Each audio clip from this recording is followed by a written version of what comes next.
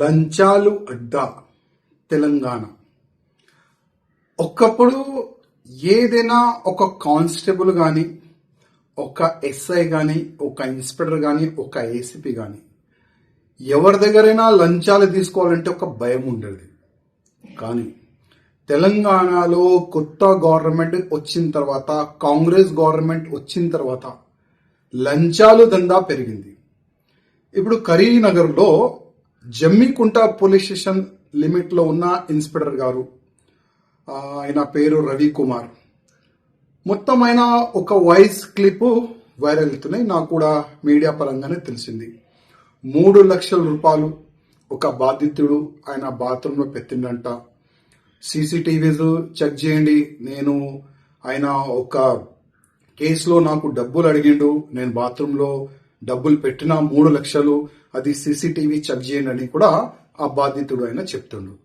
అది కాకుండా నా గోషామేల్ నియోజకవర్గంలో షహినాజ్గంజ్ పోలీస్ స్టేషన్ లిమిట్లో సిఐ ఏ బాబు చౌహాన్ దాదాపు ఒక కేసు నుంచి నేను నీ పేరు తీసేస్తా, నువ్వు 1,50,000 రూపాయలు ఇవ్వాలి అని లంచం అడిగిండు. 50,000 రూపాయలకి ఆయన ఫిక్స్ అయింది. ఏసీపీ అధికారులు ఈ షహనాజ్గంజ్ పోలీస్ స్టేషన్ లిమిట్ లో ఉన్న ఆ ఇన్స్పెక్టర్ ని, ఆ బాబు చౌహాన్ ని అరెస్ట్ చేసినారు. ఇట్లా కాకుండా చాలా వరకు ఈ సంవత్సరంలో చాలా వరకు పోలీసులు లంచం తీసుకుంటా అరెస్ట్ అవుతున్నారు. నేను కమిషనర్ గారికి, అంటే సివి ఆనంద్ గారు చాలా సిన్సియర్ ఆఫీసర్, చాలా మంచి వ్యక్తి, వాళ్ళు ఎంత స్టిక్ చేసిన తర్వాత కూడా అసలు ఈ లంచం మాఫియా ఎట్లా నడుస్తుంది దానిపైన కొద్దిగా సివి ఆనంద్ గారు దృష్టి పెట్టాలని నేను సివి ఆనంద్ గారికి రిక్వెస్ట్ చేస్తున్నా. అదేవిధంగా అసలు పోలీస్ అధికారులు వాళ్ళ చెంబర్లో కానీ, వాళ్ళు ఎక్కడెక్కడ వాళ్ళ మూమెంట్ ఉంటుంది అక్కడ కూడా సీసీటీవీస్ కెమెరాస్ పెట్టాలని నేను మా కమిషనర్ గారికి, డీజీపీ గారికి కోరుతున్నాను. ఎందుకంటే ఒక వ్యక్తి పైన ఇల్లీగల్ గా కేసు పెట్టిన తర్వాత ఆ పేరు నేను తీసేస్తా, డబ్బులు అనేవాళ్ళు ఈ విధంగా ఇవాళ ఏసీపీ చేతికి వాళ్ళు అరెస్ట్ అవుతున్నారు. ఇంకా ఎంతమంది ఉండొచ్చు. ఒక వ్యక్తి క్రైమ్ లో లేదంటేనే ఆయన 50,000 రూపాయలు నేను ఎందుకు ఇవ్వాలని ఏసీపీకి ఫిర్యాదు చేస్తే ఒక ఇన్స్పెక్టర్ అరెస్ట్ అయిండు. ఒకవేళ ఏదైనా ఒక వ్యక్తి క్రైమ్ చేసిండు, వాళ్ళ దగ్గర ఇట్లాంటి ఆఫీసర్లు ఎంత డబ్బులు వసూలు చేయొచ్చు. అందుకోసం మా కమిషనర్ గారికి, డీజీపీ గారికి, రేవంత్ రెడ్డి గారికి రిక్వెస్ట్ చేస్తున్నా, ప్రతి ఒక్క పోలీస్ అధికారులు ఎక్కడెక్కడ మూవ్మెంట్ ఉంటుంది పోలీస్ స్టేషన్ లో అక్కడ సీసీటీవీస్ పెట్టాలని నేను డీజీపీ గారికి, కమిషనర్ గారికి, రేవంత్ రెడ్డి గారికి రిక్వెస్ట్ చేస్తున్నా. అదేవిధంగా ఇట్లాంటి ఆఫీసర్లు అరెస్ట్ అవుతారు కదా లంచం తీసుకుంటా, అట్లాంటి ఆఫీసర్ జస్ట్ సస్పెన్షన్ చేయకుండా టోటల్ గా పోలీసు జాబ్ నుంచి పీకేసేయాలని నేను ముఖ్యమంత్రి గారికి రిక్వెస్ట్ చేస్తున్నా. ఒక స్పెషల్ గా ఒక జియో తీసుకుని రావాలని నేను ముఖ్యమంత్రి గారికి రిక్వెస్ట్ చేస్తున్నా. హలో సార్, పోలీస్ లో ఉన్నాను. ఎక్కడ సార్? నేను లిసన్ టు మీ క్రికెట్ దగ్గర ఉన్నారండి. వినండి ముందుగా ఏమైందో చెప్పండి. చెప్తున్నాను. ఆ రోజు మీ బాత్రూమ్ లో తీసుకొచ్చి 3 లక్షలు పెట్టే చూసిరా? 3 లక్షలు ఎవరు? వినండి. హలో, ఎవరు పెట్టారండి? ఆ వీడియో రికార్డింగ్ మీ సీసీ ఫుటేజ్ కనీసం అది మీ ఆ మాత్రం క్యాచ్ చేసుకోకుండా ఏమైందండి? మినిమం నేను 3 లక్షల రూపాయలు లోపల దాని లోపల మీ దగ్గరనే సీసీ ఫుటేజ్ ఉన్నది కదా, దాన్ని మీరు దృష్టిలో పెట్టుకోకుండా ఏమనుకుంటున్నావు? ఏమైంది ఇప్పుడు ఏం మాట్లాడుతున్నావు? ఎందుకు మాట్లాడుతున్నావు? ఇప్పుడు ఈ ఫుటేజ్ నేను ఎవరికి పంపించాలి? ఎవరి ఫుటేజ్ ఎవరికి పంపిస్తావు? నేను మీకు 3 లక్షల అంశము వినండి. ఇప్పుడు మీరే డిస్ప్లే చేయాలా? ఒకసారి అండి, ఒకసారి ఎందుకు వస్తా? అది కాదు సార్, వేరే ఇప్పుడు ఏం మాట్లాడుతున్నావు? ఏమైంది? ఇవన్నీ పిట్ల కథలు వద్దు కానీ, గౌరవనీయ సబ్ ఇన్స్పెక్టర్ పోలీస్, మీరు ఆ రోజు తీసుకున్నటువంటి అసలు మీరు అన్ని చూసారు కానీ నా మీద పెట్టుకున్నా అది అంతా క్యాప్చర్ చేస్తానని కనీసం జ్ఞానం లేకుండా 3 లక్షల రూపాయలు లంచం తీసుకుంటారు. ఎట్లా 3 లక్షలు తీసుకున్నాను? బాజాప్తా సార్ ఒకసారి నువ్వు చూపెట్టేసింది చూపెట్టాడు కాదు. ఇప్పుడు నేను మీడియాకి రిలీజ్ చేస్తున్నా. నేను మీ బాత్రూమ్ రండి, ఏమైందో చెప్పరండి. ఇప్పుడు ఇవన్నీ కాదు రవిభాయ్, ఇవన్నీ కాదు. ఇప్పుడు ఏంటిది, ఇప్పుడు మీరు మాట్లాడేది ఏంటి చెప్పండి ఒకసారి. మరి రవిభాయ్ నువ్వు నన్ను ఏమో హెచ్చరించుతావు. నేను రవిభాయ్ నువ్వు అసలు మిస్టేక్ చేసింది ఎక్కడ తెలుసా? నేను యాకూబ్కి ఇస్తా అన్న తర్వాత నువ్వు మిస్టేక్ చేసి నన్ను నమ్మినవు. నువ్వు నన్ను నమ్మడమే నువ్వు చేసిన మిస్టేక్ రవిభాయ్. నా మాట విను. సరే ఇప్పుడు ఇప్పుడు నేను పోలీస్ స్టేషన్ కాడ ఉన్నా, నువ్వు వస్తాను అన్నావు. ఇప్పుడు నేను పోలీస్ స్టేషన్ వరకు కూడా రావట్లేదు.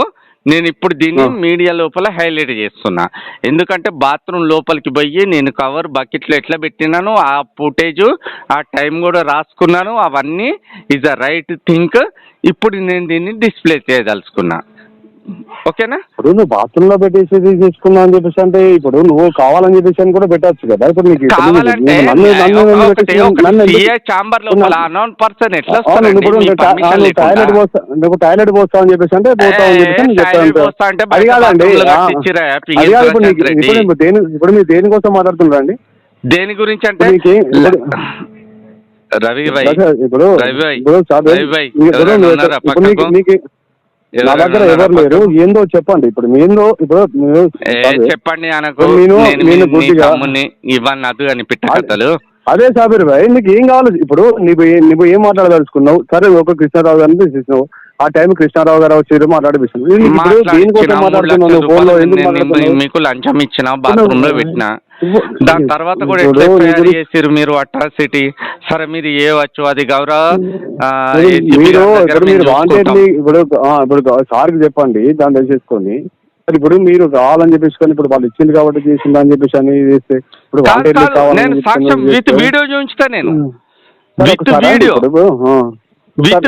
మీరు ఒకసారి నేనే స్టేషన్కి ఎందుకు రావాలి? నేను దాన్ని డిస్ప్లే చేస్తా కదా. మీరు హలో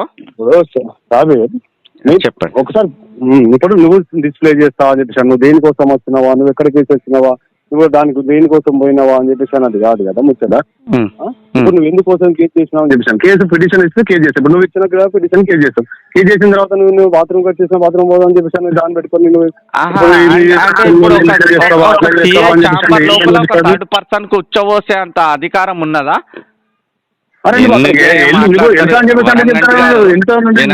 వినండి. సరే అండి, ఇప్పుడు నీకు ఇప్పుడు ఏమన్నా ఇప్పుడు ఏం వచ్చేసి నీ వర్షన్ ఏంటిది వచ్చేసి నువ్వు పిఎస్ లో ఉన్నా వస్తే అంటే రండి వచ్చి వచ్చేం మాట్లాడతాను రవి నా మాట విను. నేను వచ్చి ఏం మాట్లాడతాను? ఇప్పుడు వచ్చేసింది నువ్వు మాట్లాడినావు సార్, మాట్లాడిపిస్తా అన్నావు, మాట్లాడిపోయినావు, నువ్వు తర్వాత చూస్తా అని చెప్పి. ఒక నిమిషం, నేను మీకు అదే వీడియో పంపిస్తున్నా, ఒకసారి చూసిన తర్వాత పరిచయం. దీనికన్నా బిఫోర్ నేను సిపి గారికి పంపిస్తున్నా ఆ వీడియో, ఒక్కసారి ఇప్పుడు సిపి గారు పంపిస్తా. అది కాదు, నువ్వు ఫస్ట్ ఇప్పుడు నీకు ఏం కావాలి ఒకసారి మీరు జస్టిస్ చేయండి, అన్యత భావించకుండా. 100% జస్టిస్ చేయడానికి ఉన్నాం మేము. నమ్మడమే మోసం చేసినామంటే ఎట్లా కాదు భయ్? ఇప్పుడు నువ్వు నమ్మడమే మోసం చేసినావు అంటే నమ్మినోని ఇప్పుడు నీ మాట నమ్మడమే మోసం చేసినామా? ఇది కూడా కరెక్టే. ఇట్లా మళ్ళీ అది కాదు, ఇప్పుడు నువ్వు హ్యూమన్ రైట్స్ మాట్లాడుతున్నా నిన్ను నమ్మడమే మోసం చేసాను, నమ్మడమే మోసం చేసినావు అని చెప్పేసి అంటే నీ నమ్మడమే మోసం అని చెప్పేసి అంటే నేనేం చేయాలా? ఇక నువ్వు నన్ను పెద్దన్న లెక్క కొడతాను, నీ దండం పెడతా. మరి పెద్దన్న లాగా అనుకుని ఇప్పుడు నేను వచ్చేసి నన్ను నిజాయితీగా నువ్వు నాకు వచ్చి హెల్ప్ తీసుకున్నావు. నువ్వు హెల్ప్ తీసేసుకున్న తర్వాత నన్ను నువ్వు ఫోన్ తీసుకుని మళ్ళీ మీరు ఇట్లా అమ్మతోడు వరంగట్టి రవి గారు, ఐ విల్ ప్రామిస్ యూ. ఇప్పుడు నువ్వు ఒకసారి నేను ఇక్కడ ఉన్నా నీకోసం వచ్చి ఇప్పుడు రమణ వచ్చినా అని చెప్పి ఇటు ఉన్నాను. ఇప్పుడు నీకు ఏం అన్యాయం జరిగింది? నువ్వు ఎందుకు ఇట్లా మాట్లాడుతున్నావు? దాని తర్వాత ఎట్లా ఎఫ్ఐఆర్ చేస్తారండి మీరు? మీరు ఇప్పుడు ఎఫ్ఐఆర్ అనేది ఎవరు ఇచ్చారు, ఎవరు చేశారు అని చెప్పేసి నీకు చెప్తాను. నేను ఇక్కడ ఉన్నాను, మీరు వస్తే దాన్ని నేను మాట్లాడతాను మీతో. అబ్బో ఆడికి వచ్చినాక గుద్దబో కిరేదేంగా నీకా మీ గుద్దబొక్క మీ ఎందుకు ఎదుర్కొడతామండి?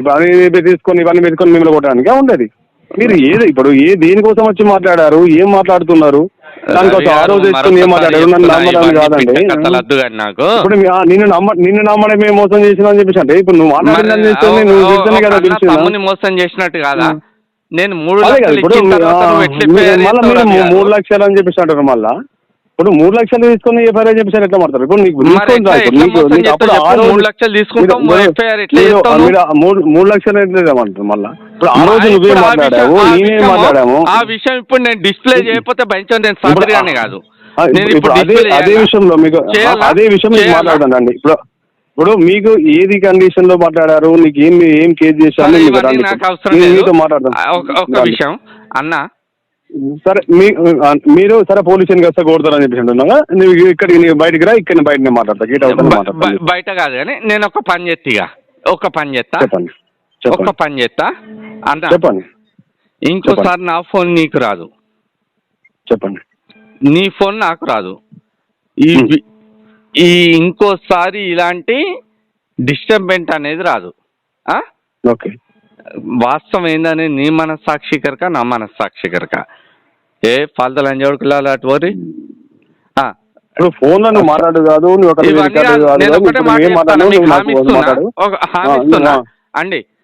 నేను చెప్పండి. రిటర్న్ లో ఒక లెటర్ రాసి మీకు ఒక వ్యక్తి ద్వారా పంపిస్తున్నా. మీరు దానికి సంబంధించి మొన్న అట్రాసిటీ కృష్ణారావు పైన అయింది, అది యాజ్ అండర్ ద ఏసీపీ, దానికి మీరేం చేయలేరయ్యా, నిజమా కాదా? మధు మీద కూడా తమరు FIR చేశారు అండర్ ద ప్రొసీజర్, అది దాని గురించి నేను మాట్లాడాను. ఇప్పుడు నేను మాట్లాడేది ఒక అంశం, ఓకేనా? ఒక అంశం. అసలు మీకు నాకు ఎలాంటి నేను మీకు 3 లక్షలు ఇవ్వలేదు. ప్రతిసారి 3 లక్షలు అని మాట్లాడు కాదు. నేను చూపించకపోతే భయించదు, నేను సాబిర్గానే కాదు. వాట్ ఐ వుడ్ సే ఇప్పుడు నువ్వు కరీంనగర్ నుంచి వచ్చేసి ఇంకా వీళ్ళతో మాట్లాడుతున్నావు అడ్వకేట్ అని చెప్పేసి నువ్వు వచ్చి మాట్లాడిపించడం జరిగింది. నిన్ను నమ్మినాను, నన్ను నమ్మడమే మోసం చేసినావు, నన్ను నమ్మడమే మోసం చేసినావు మాట్లాడుతున్నావు. ఇప్పుడు ఒక మాట చెప్పాలా సాబిర్ గారు? నా మాట వినండి.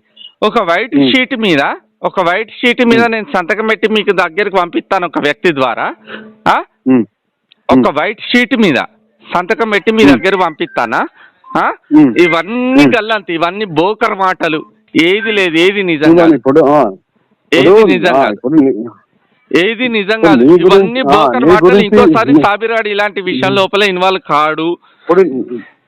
ఇప్పుడు నీ గురించి నువ్వు ఇలా చేస్తున్నావు అలా చేస్తున్నావు అని చెప్పేసి ఎవరన్నా కూడా నేను సరే సాబిర్ అలాంటివి సరే నేను అకాల గురించి మాట్లాడేది హ్యూమన్ రైట్స్ అన్న జెన్యున్ ఉండడం చెప్పేసి నేను మాట్లాడాను. నేను నమ్మడమే తప్పు అని చెప్పేసి అన్న లెవెల్ నువ్వు క్రియేట్ చేస్తున్నావు. అది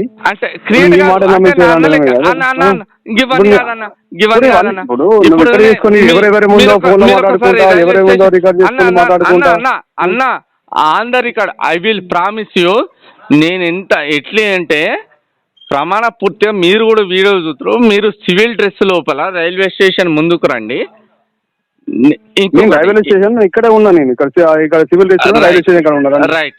ఒకవేళ సాబిర్ ఇలాంటి ఏవి లేవురా, నువ్వు వైట్ షీట్ మీద సంతకం పెట్టించి ఎవరినైనా నీ శిష్యులను పంపి ఈ సమస్య ఇంకోసారి రావద్దురా సాబిర్ అని చెప్పి మీరు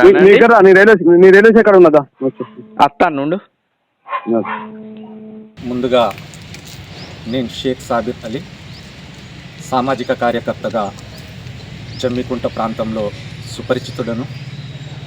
గౌరవప్రదమైన మీడియా మిత్రుల ద్వారా ఎన్నో సమస్యలపై వారి సహకారంతో పోరాడినటువంటి నేపథ్యం ఉంది నాకు.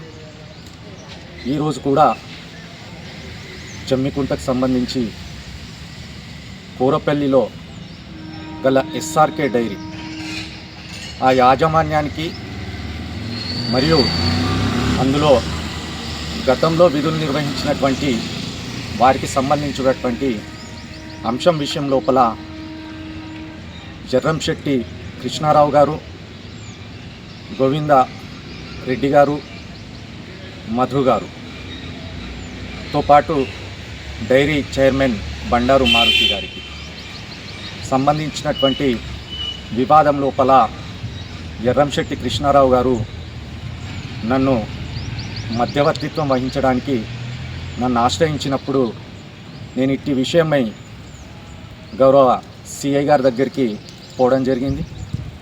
పోయిన తర్వాత అక్టోబర్ 28 నుండి 30వ తేదీ వరకు ఈ చర్చ కంటిన్యూ అవుతూ ఉంది. అందులో రెస్పెక్టెడ్ సర్కిల్ ఇన్స్పెక్టర్ గారు జర్రంశెట్టి కృష్ణారావు గారి పైన ఫిర్యాదు వచ్చి ఉంది. కాబట్టి దీనిపైన నాకు పై అధికారుల నుండి ఒత్తిడి ఉంది. ఫిర్యాదుదారు దానికి సంబంధించి బలమైనటువంటి రాజకీయ పరిచయం ఉన్నటువంటి వ్యక్తి కాబట్టి నేను దీని లోపల ఖచ్చితంగా న్యాయం మీ దిక్కున్నా సరే ఒత్తిడి మేరకు నేను వారిపైన కేసు నమోదు చేస్తానని చెప్పడం జరిగింది. దాని తర్వాత నేను సార్ ఇందుకు సంబంధించి సివిల్ వ్యవహారము ఏదైనా ఉంటే వారు కోర్టు లోపల పరిష్కరించుకోగలుగుతారు, మీరు వెసులుబాటు కల్పించండి అన్నప్పుడు ఆయన గారు 3 లక్షల రూపాయల లంచాన్ని ఇవ్వమని చెప్పి అడగడం జరిగింది.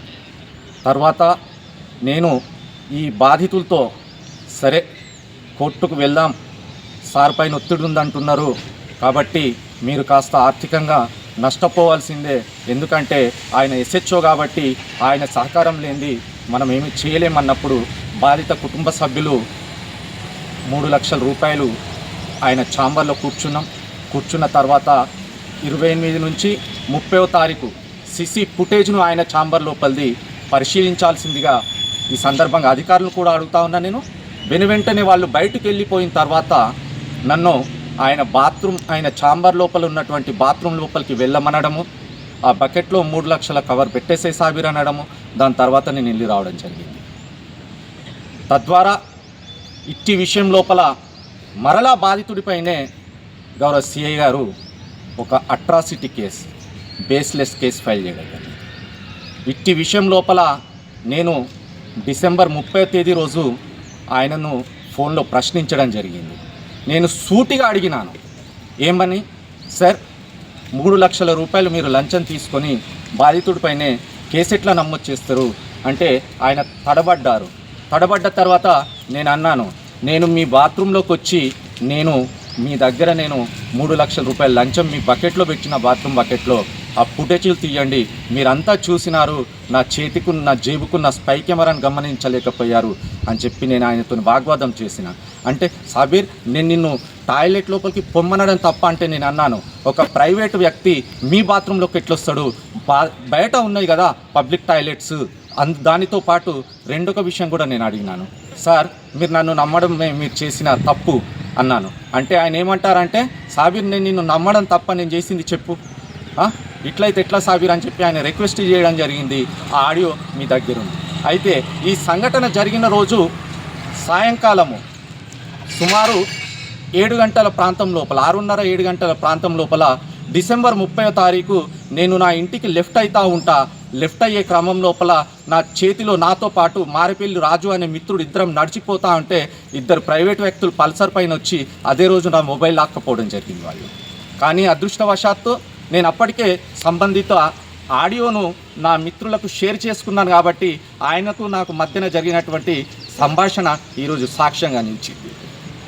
తద్వారా నేను మీడియా వారితో అప్పీల్ చేస్తూ ఉన్నా, పోలీస్ ఉన్నతాధికారులతో కూడా అప్పీల్ చేస్తూ ఉన్నా, నా పైననే ఉల్టా తప్పుడు సాక్ష్యంగా పెట్టి కేసులు బనాయించే క్రమం కూడా జరగవచ్చు. గతం లోపల కూడా నేను ఇలాంటి విషయాన్ని నేను ప్రస్తావించినప్పుడు ఇక్కడి కమిషనర్ ద్వారా నా పైన తప్పుడు కేసు బనాయించారు, ఎలాంటి సాంకేతిక ఆధారాలను పరిశీలించకుండా. దీని లోపల కూడా అలా జరిగే ప్రమాదం నాకుంది. తద్వారా బాధితులను కూడా వీళ్ళు బెదిరించి వాళ్లతోని కూడా తప్పుడు సాక్ష్యం ఇప్పించేటువంటి క్రమం ఉంది.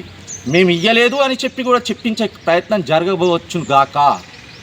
కానీ నేను ఖరాఖండిగా చెప్తా ఉన్నా, గౌరవప్రదమైనటువంటి మీడియా వారిని రిక్వెస్ట్ చేస్తూ ఉన్నా, ఈ సందర్భంగా ఉన్నతాధికారులను డిమాండ్ చేస్తూ ఉన్నా, మీరు 28 to 30 అక్టోబర్ ఆ ఫుటేజ్లను పరిశీలించండి, వాస్తవాలు బయటికి వస్తాయి. ఆయనకు నాకు జరిగిన సంభాషణ ఆడియోను పరిశీలించండి, విషయాలు బయటికి వస్తాయి. తద్వారా ఇలాంటి అవినీతి అధికారి ఈ సమాజంలో పోలీసులకు ఉన్నటువంటి మంచి పేరును చెడగొట్టే ప్రమాదం ఉంది. కాబట్టి దయచేసి మీకు విజ్ఞప్తి చేస్తా ఉన్నా. Thank you.